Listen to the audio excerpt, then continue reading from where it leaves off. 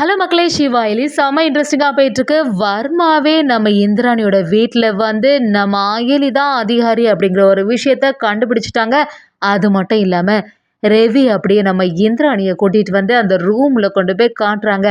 கடைசில அர்ச்சனா அந்த ஸ்டோர் ரூம்ல இருக்கக்கூடிய விஷயம் நம்ம வர்மாவுக்கு தெரிய வருதா? வீடியோக்குள்ள போறதுக்கு முன்னாடி நம்ம சேனலுக்கு சப்ஸ்கிரைப் பண்ணிடுங்க. அப்படியே பக்கத்துல இருக்க பெல் ஐக்கனை கிளிக் பண்ணிடுங்க. அப்பதான் நான் போடுற வீடியோலாம் உங்களுக்கு நோட்டிஃபிகேஷனா வரும்.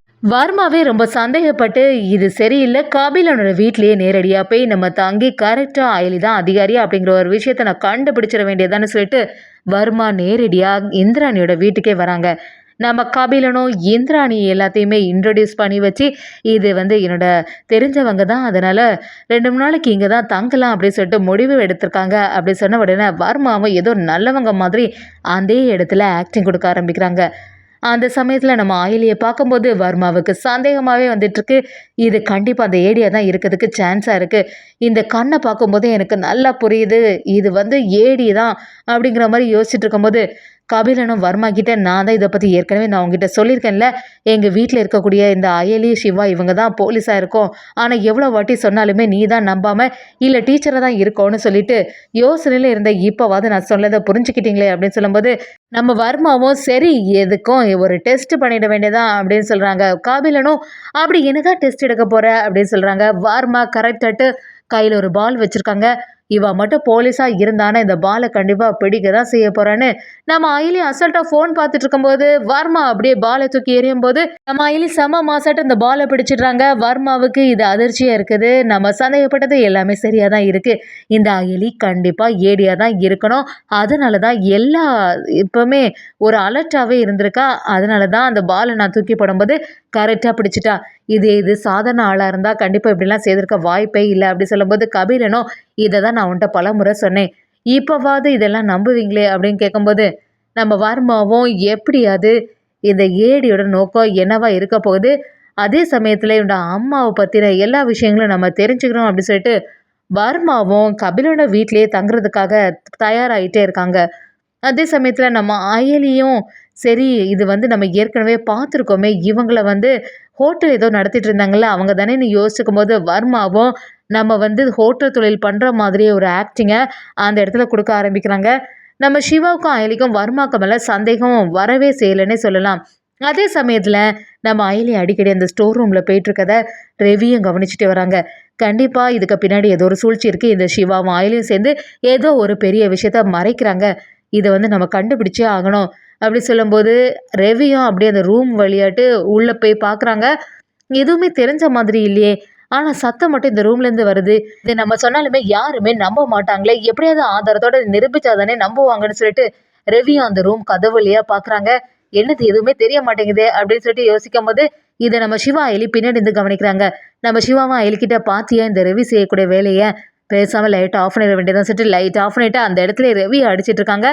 யாருடா இது, நம்மளை யாரும் அடிக்கிற மாதிரி இருக்குது, சரி இன்னைக்கு எதுவுமே பண்ணாண்டா இந்த இடத்துலேருந்து எஸ்கேப் ஆயிடுவோம்னு சொல்லிட்டு ரெவி அடி தாங்காமல் அந்த இடத்துலேருந்து கிளம்பிடுறாங்க.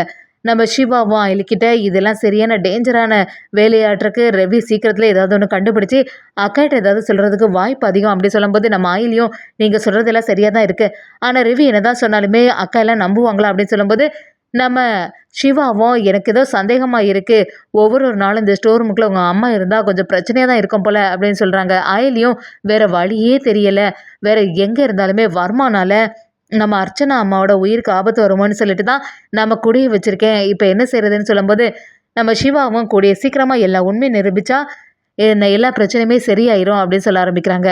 அதே சமயத்தில் வர்மாவும் நம்ம கபிலங்கிட்ட வந்து கபிலா நீ சொல்கிறது எல்லாமே சரியாக தான் இருக்குது, இந்த சிவா அயலி 2 பேரும் தான் இந்த அதிகாரிகளாக இருக்காங்க, இவங்க 2 பேரும் அதிகாரி அப்படிங்கிறத நம்ம நிரூபித்தாலே போதும், அடுத்த நிமிஷமே உன்னோட அக்கா வந்து இத்தனை நாளாக என்னை வந்து ஏமாற்றிட்டு இருக்காங்கன்னு சொல்லிட்டு கோபப்பட்டு அவங்கள வீட்டை விட்டே வெளியில் அனுப்பிடுவா, உண்மையை நம்ம எப்படியாவது நிரூபிக்கணும் அப்படின்னு சொல்லும்போது நம்ம கபிலனும் வர்மா நீ சொல்கிறது எல்லாமே சரியாக தான் இருக்குது, ஆனால் அது வந்து எப்படி நிரூபிக்குது அப்படி சொல்லும்போது வர்மாவும் கபிலனும் சேர்ந்து ஒரு பிளானை போட்டு அயலி தான் அதிகாரி அப்படிங்கிறத நம்ம இந்திராணி கிட்ட நிரூபிக்க போகிறாங்கன்னே சொல்லலாம்.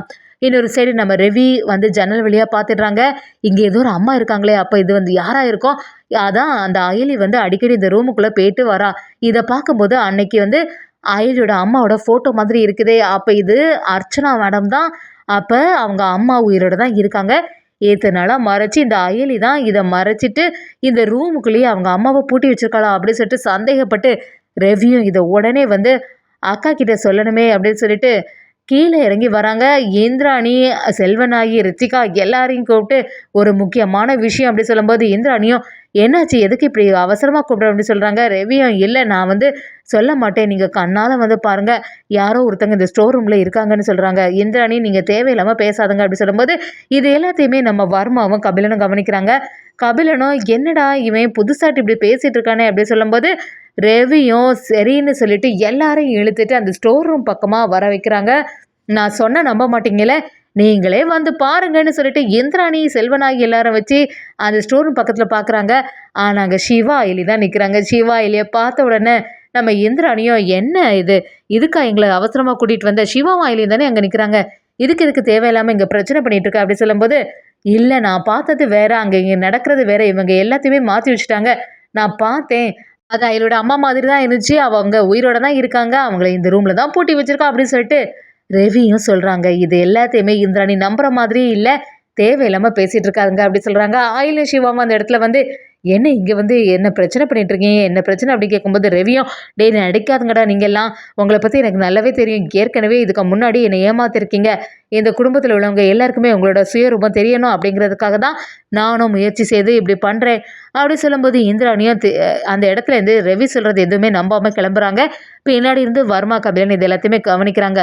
வர்மாவும் நம்ம கபிலன் கிட்ட வந்து டேய் என்னடா இங்கே நடக்குது, இந்த குடும்பத்தில் ஏதாவது ஒரு பிரச்சனை நடந்துகிட்டே இருக்கும் போல, என்ன விஷயம், அவன் வேற உளறிட்டே போகிறான் அப்படி சொல்லும்போது நம்ம கபிலனும் இல்லை இவன் உளறான்னு சொல்லிட்டு நம்ம அசால்ட்டாக இருக்கக்கூடாது, அந்த ஸ்டோர் ரூமில் ஏதோ ஒரு விஷயம் இருக்குது, அதை நம்ம கண்டுபிடிச்சே ஆகணும்னு சொல்லிட்டு கபிலன் கிட்ட வர்மாவும் ஒரு பிளானை பண்ணுறாங்க. நாம் ஆகிலியும் சிவா கிட்ட வந்து சிவா நடக்கிறது எதுவுமே சரியில்லை, பார்த்தீங்களா இன்னைக்கு வந்து அண்ணியே இங்கே கூட்டிகிட்டு வந்து ஸ்டோர் ரூமுக்குள்ளே யாரோ ஒருத்தங்க இருக்காங்கன்னு சொல்லிட்டா, இனி எப்படி இருந்தாலுமே அண்ணி சந்தேகப்பட்டு ஸ்டோர் ரூமை ஓப்பன் பண்ணிடுவாங்க, இடத்த மாற்றிடணும்னு சொல்லிட்டு நம்ம ஆயிலியும் உஷாராக இருக்காங்கன்னே சொல்லலாம். ரித்திகாவும் நம்ம செல்வநாயகிட்ட என்னத்த இவங்க இப்படியே உளறிட்டு இருக்காங்க, நிஜமாவே ஏதோ ஒரு உண்மை மறைஞ்சிருக்கோ அப்படின்னு கேட்கும்போது செல்வநாயும் எனக்கும் அதே சந்தேகமாக தான் இருக்குது, ஸ்டோர் ரூமில் அப்படி என்ன தான் இருக்குன்னு சொல்லிட்டு நம்ம பார்த்துட வேண்டியதான், இவ்வளோ தூரத்துக்கு சொல்கிறாங்களேன்னு அந்த ஸ்டோர் ரூமுக்குள்ளே இருக்க அர்ச்சனாவை பார்க்குறதுலையே ஒரு உறுதியாக இருக்காங்க. ஒரு கட்டத்தில் நம்ம அர்ச்சனா வர்மாவை அப்படியே ஜன்னல் வழியாக பார்க்கும்போது பயங்கரமாக டென்ஷன் ஆனாங்க. ஏதோ வந்து ஒருத்தங்களை தெரிஞ்ச மாதிரியே நம்ம அர்ச்சனா பதறி போய் பார்த்துட்டு இருந்தாங்க. நம்ம அர்ச்சனாவோட ரியாக்ஷன் மூலமாகவே நம்ம அயலிக்கு புரிய வரப்போகுது, இது கண்டிப்பாக வர்மா தானோ அப்படிங்கிற ஒரு சந்தேகம் நம்ம அயலிக்கு வரப்போகுதுன்னே சொல்லலாம். ஒரு கட்டத்தில் வர்மாவுக்கு அயலி தான் அதிகாரி அப்படிங்கிற ஒரு விஷயம் தெரிய வரப்போகுது. சீக்கிரத்தில் இந்திராணிக்கும் அயலி சிவா அதிகாரி அப்படிங்கிற ஒரு உண்மை தெரிய வரப்போகுதுன்னே சொல்லலாம்.